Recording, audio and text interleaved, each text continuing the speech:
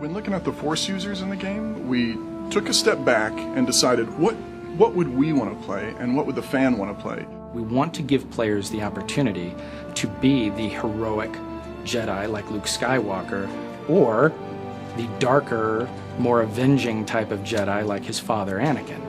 And that's a lot of fun, actually, to create those types of moral choices in the game where players are allowed to express themselves in those terms. The reality is there are so many different types of Jedi.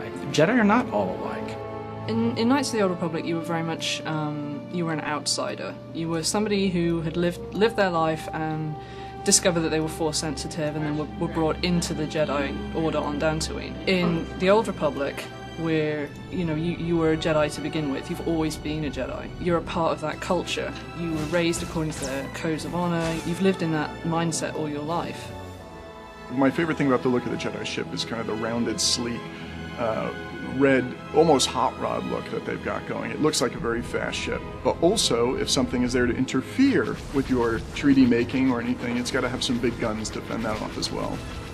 We felt it was really important that every Jedi in the game has a lightsaber and wields it. You actually see the blades making contact, you see the sparks flying, you get that Star Wars feel of the lightsabers clashing.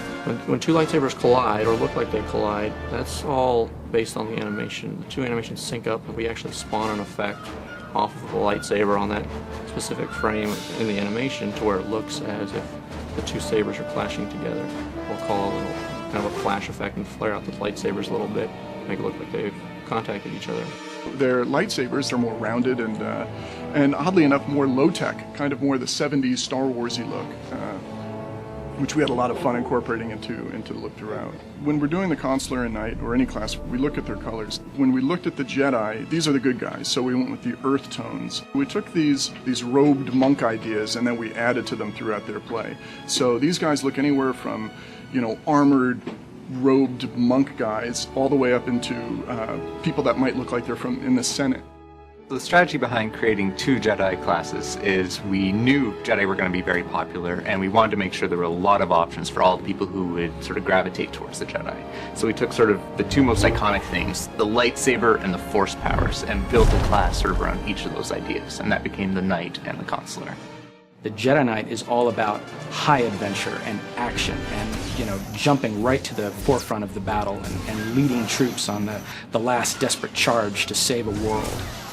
The Jedi Knight's got a wide array of different melee attacks for different situations. So he'll have different saber moves he uses when he's, say, fighting one tough target versus a bunch of smaller enemies.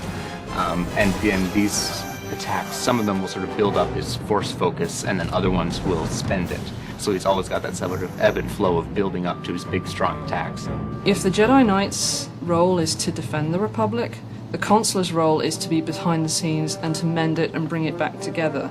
Diplomacy is a large part of the Consular's storyline, and you can't go into details, but there are times when you actually have to grab people and make them listen to you.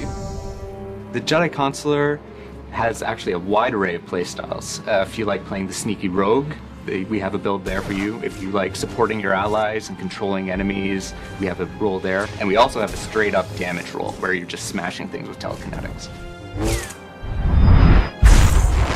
We've actually also built it so that if you do go down the healing route, your companion becomes more powerful as you level up as a healer.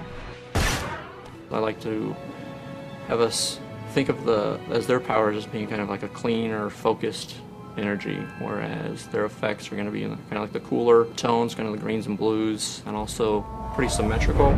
A lot of the effects, I like to have them look as if they're coming from the character. They're not really making magic between their hands and casting that. You can play through the Jedi Knight and get the great, big, thrilling action-adventure movie and play that all the way through, and then you can turn around and you can start a Jedi Consular character and get an entirely new story, just as exciting, but about all new things.